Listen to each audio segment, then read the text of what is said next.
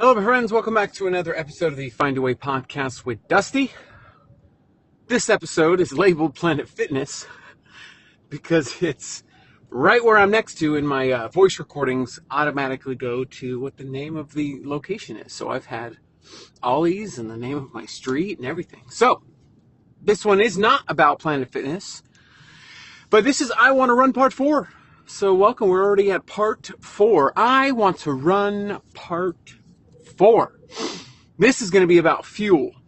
This particular episode is going to talk about the pregame, the during, and the after fuel, what I've learned along the way, what I've experienced, the pros and the cons, and I've pretty much tried everything that has been recommended, and just going to share with you kind of what I've learned along the way. So first, talking about pre-fuel, a pre-workout. Now, depending on the type of workout that you're doing, if you're doing running alongside, say, a gym, a gym workouts, however you typically fuel for a gym workout is going to work just the same if you're including running as part of your gym workout. So if you are specifically just running, there's going to be a different fuel strategy than someone that has, say, doing a running sequence as part of their gym. And whatever you use for, like, I've heard some black coffee, some take a pre-workouts, some take caffeine pills. They go individualized instead of the powder. Some of them do in the drink form. A lot of those are available options for your pre-fuel. Specifically speaking about 6 a.m. run, they've got a sprint fuel that is typically for your short burst speed workouts. One of the main ingredients as part of their formula is creatine. And that's actually having to do with your ATP and ADP production. Has a lot to do with how you're replenishing mid-run, how your body's utilizing fuel properly. And creatine before a workout, especially during speed work, has actually shown time and time again to be beneficial. Now, creatine after a typical gym workout is beneficial as well. You're not going to get bulky. You're not going to get huge. You're not going to be a bodybuilder because you take creatine. Your body already creates creatine. Supplementing for it for any gaps or lapses in your body is just simply going to provide good structure and good form to your body rather than being super huge and super bulky.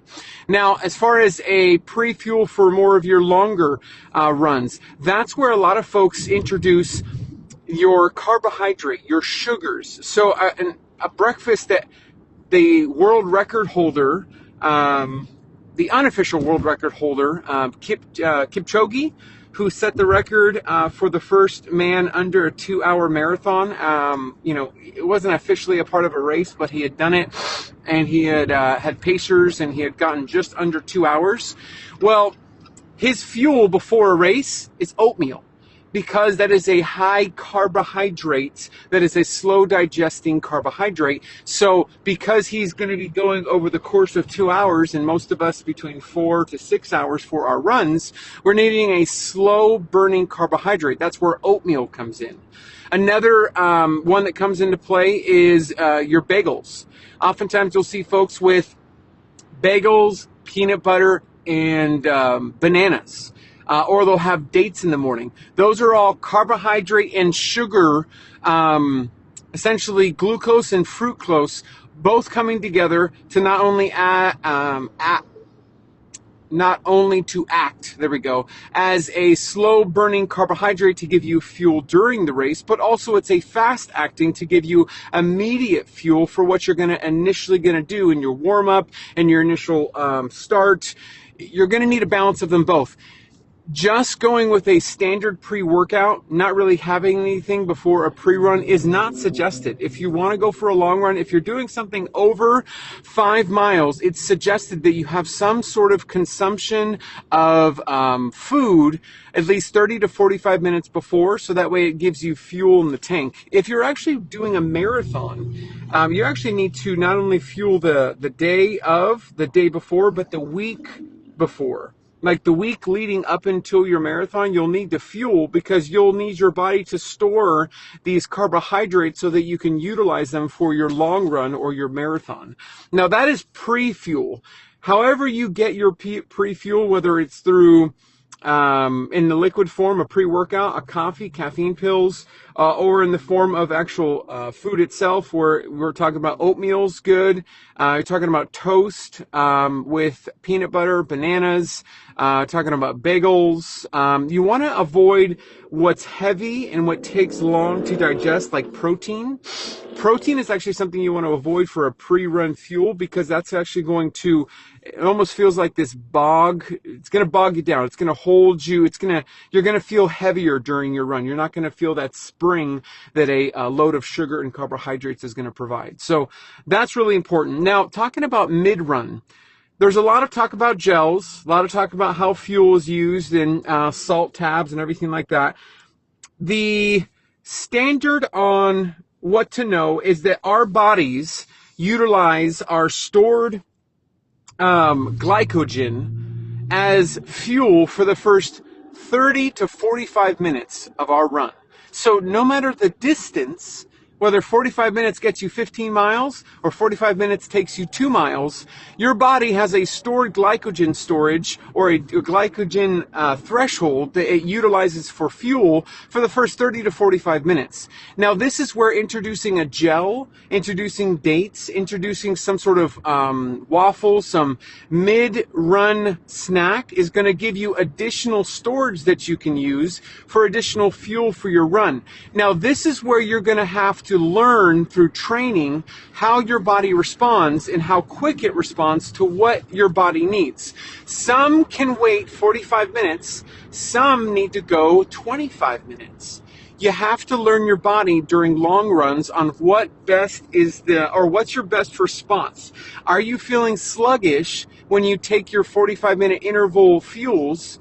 If so, maybe you need to shorten your window. Do you feel fueled enough? Do you feel good enough to keep going? That's where some are at that 30 minutes, some are at 25, some are at 45. You've got to figure out when the perfect threshold of taking nutrition is during your run, and this is going to be specific to you and something that you're going to have to learn. Everybody's different. Some do it every 30 minutes, some do it every 3 miles, some do it every time or distance. Everyone's different. You've got to learn you, and you've got to do enough long runs to know what that fuel is. Now, fuel isn't for what is now. Fuel is for what's to come. You've got to hydrate and fuel yourself for what's to come. So when we talk about hydration, that's where electrolytes, which are lost during our sweating and during excessive working out, perspiration, we're losing electrolytes. And so introducing water with electrolytes is really important. There is something that 6 a.m. Run has. It's called Hydra Splash, I think it's Hydra Splash, something like that, where it's an electrolyte. And I add that into my bottle that I carry in my hand, or I can carry it in my backpack. You've seen a lot of the backpack water kind of holders.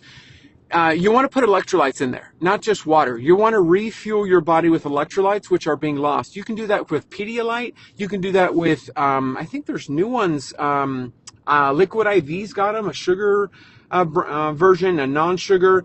6 a.m. Run's got one that I've used that I've really enjoyed, and I've noticed a difference when I introduce electrolytes in the middle of my run. Now, the gels, the fuel that you use in between runs, that's what you're going to have to learn to like as well. I cannot stand the waffles from Honey Stinger, but I like their chews. I can't stand certain flavors of goo, but I love certain. I can't do Humana, or there's another one that's like chia seeds. It's nasty. In my personal opinion, it's absolutely nasty, and I won't do that. So it's really important to figure out your fueling schedule, and because you're trying to constantly give your body the fuel to continue to push and to continue to go. Now, post workout, that's where you're going to get your carbohydrates in. You're going to replenish what you've lost, but you're also going to get some protein in. You've obviously utilized muscle. You've obviously utilized your body and your everything in between. So you want to rebuild, and that's what protein is. It's a building block for your body. So if you have lost and you have worked your body, rebuild it with protein. Protein shake, whatever's high protein and lower sugar is going to be a definite priority post workout, so that you can ensure that you're rebuilding what you have since spent or lost or done during your actual workout. That's where a post workout smoothie is really good. There's plenty of protein powders out there, and I would dare say go with a protein powder and add some super greens.